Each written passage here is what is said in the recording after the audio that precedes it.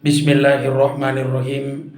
Assalamualaikum warahmatullahi wabarakatuh.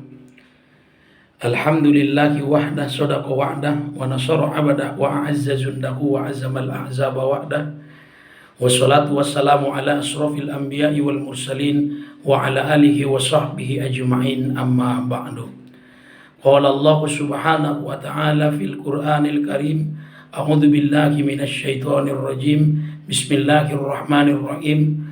Walanabluwannakum bisyai'im minal khaufi wal ju' wa naqsin minal amwali wal anfusi was samarat wa basyyiris sabirin alladzina idza asabatkum musibah qalu inna lillahi wa inna ilaihi raji'un. Sahabat-sahabat dan pemirsa Medsosiyah yang dirahmati oleh Allah Subhanahu wa taala, kami ucapkan selamat berpuasa Ramadan di hari kedua 1443 Hijriah. Mudah-mudahan rangkaian ibadah yang kita lakukan diterima dan dilipat gandakan Allah Subhanahu wa taala balasannya. Amin ya rabbal alamin. Sahabat-sahabat dimanapun Anda berada, kita bersyukur kepada Allah dengan lafaz alhamdulillahi rabbil alamin. Kemudian kita berselawat kepada Rasulullah dengan lafaz Allahumma salli ala Muhammadin wa ala ali Muhammadin. Pada hari kedua ini tema kuliah zuhur kita ataupun kuliah Medsosiyah kita adalah hakikat dan pembahagian sabar. Ada satu perbuatan yang sangat mudah diucapkan tapi sangat sulit untuk dilaksanakan. Perbuatan itu adalah perbuatan sabar. Lidah kita amat ringan mengucapkannya karena memang dia cuma terdiri dari huruf S, A, B, A, dan R. Ada 5 huruf. Tapi menerapkannya amatlah susah, melaksanakannya amatlah susah. Dirujuk dari berbagai referensi, maka yang disebut dengan sabar itu adalah ridho atas ketetapan Allah. Ikhlas atas ketetapan Allah.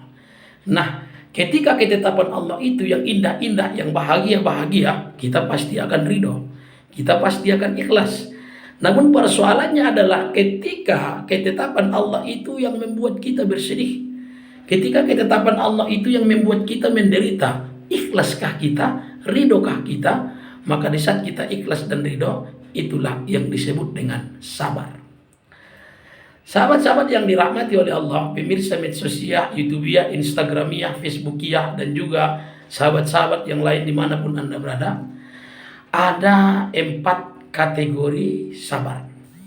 Yang pertama, as-sabaru ala tarkil maksiyah, sabar meninggalkan maksiat.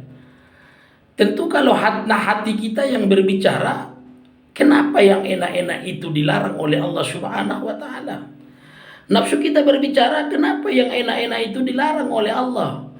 Berjudi dilarang, khamar dilarang, perbuatan yang enak-enak menurut nafsu, kenapa itu dilarang oleh Allah Subhanahu wa taala? Ya, ibarat lagu Roma Irama, kenapa judi itu haram, kenapa minum khamar itu haram. Sebenarnya Allah Subhanahu wa taala memberikan ujian kesabaran kepada kita. Apakah kita sabar untuk tidak melaksanakan perbuatan maksiat? Apakah kita sabar untuk istiqomah melaksanakan perintah Allah Subhanahu wa taala? Maka kadang-kadang ada di antara kita yang tidak sabar sehingga dia melaksanakan perbuatan maksiat. Tapi bagi orang yang sabar, di mana bumi dipijak, di mana langit dijunjung, perbuatan-perbuatan maksiat akan ditinggalkannya. Baik ia dikala sepi, baik ia dikala ramai, baik ia sedang berduka ataupun berbahagia, perbuatan maksiat pasti akan ditinggalkannya dan ia bersikap sabar, ridho atas ketentuan Allah. Lalu yang kedua, pembagian sabar itu adalah as-sabaru ala ibadah wa ta'ah. Sabar atas ibadah dan taat kepada Allah Subhanahu wa taala. Bangun subuh itu pagi-pagi di saat orang lain tidur, dan saat itu enaknya adalah berselimut dan berbantal, tapi ada perintah dari Allah. As-salatu khairum minan naum. Salat itu lebih baik daripada tidur. Maka kita langkahkan kaki, kita ayunkan tangan, memenuhi panggilan Allah Subhanahu wa taala. Kita sabar, kita ikhlas, dan kita ridho. Masya Allah. Ini adalah hal yang sangat luar biasa. Lalu seperti di bulan suci Ramadan seperti ini, Panasnya mentari luar biasa, apalagi di Provinsi Riau, dahsyat luar biasa. 36 sampai 37 derajat, Masya Allah. Tapi kita tahan untuk tidak makan dan tidak minum, kita berpuasa. Ini adalah as-sabaru ala ibadah wa ta'ati ilallah. Sabar atas ibadah dan taat kepada Allah Subhanahu wa taala. Yakin dan percaya orang yang sabar dengan ketentuan Allah, maka dia sebenarnya adalah orang-orang yang menang. Karena disebutkan man sabaro zafaro, siapa orang yang sabar, dialah yang akan menang di hadapan Allah Subhanahu wa taala. 2. Yang ketiga, pembagian sabar itu adalah as-sabaru ala musibah. Sabar ketika dapat musibah dari Allah. Musibah dan ujian ini banyak macamnya. Kata Allah dalam surah Al-Baqarah, وَلَنَبْلُوَنَّكُمْ بِشَيْءٍ مِنَ الْخَوْفِ وَالْجُوعِ وَنَقْصٍ مِنَ الْأَمْوَالِ وَالْأَنْفُسِ وَالثَّمَرَاتِ وَبَشِّرِ الصَّابِرِينَ الَّذِينَ إِذَا أَصَابَتْهُم مُّصِيبَةٌ قَالُوا إِنَّا لِلَّهِ وَإِنَّا إِلَيْهِ رَاجِعُونَ. Ada banyak cobaan ditimpakan Allah kepada kita.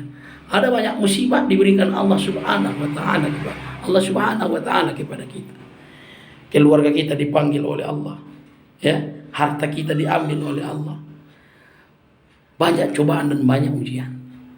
Apalagi hari ini, sampai saat ini kita masih ditimpa ujian pandemi COVID-19 yang belum usai. Masih ada orang-orang, bahkan ribuan yang saat ini masih berjuang untuk melawan COVID-19. Dan harus diakui telah banyak saudara-saudara kita yang telah diwafatkan oleh Allah. Guru-guru kita yang telah diwafatkan oleh Allah gara-gara pandemi COVID-19 ini. Maka ini musibah. Ingat, musibah itu datangnya dari Allah. Maka akan ada musibah dan hikmah yang akan kita peroleh apabila akan ada hikmah dan juga mawaiz di balik musibah yang kita terima yang diberikan oleh Allah Subhanahu wa taala. Maka sahabat-sahabat yang dirahmati oleh Allah, akhirnya kita berdoa, mudah-mudahan Allah tidak timpakan kepada kita cobaan kecuali atas dasar kesanggupan kita. Insya Allah, Allah timpakan kita cobaan, Allah timpakan kita musibah karena memang kita sanggup untuk menerimanya. Hakikat dari sabar itu adalah ikhlas dan ridho menerima ketentuan Allah. Sabar itu paling tidak ada 3. Pertama, at-tarku as-sabaru ala tarkil maksiyah. Yang kedua, as-sabaru ala ta'ati wal ibadah ilallah. Yang ketiga, as-sabaru ala musibah. Sabar untuk tidak melaksanakan maksiat, sabar taat kepada Allah, dan sabar ketika mendapatkan musibah. Mudah-mudahan bermanfaat dan juga mendatangkan kebaikan dan keberkahan bagi kita. Terima kasih. Wallahul muwaffiq ila aqwamit thoriq. Assalamualaikum warahmatullahi wabarakatuh.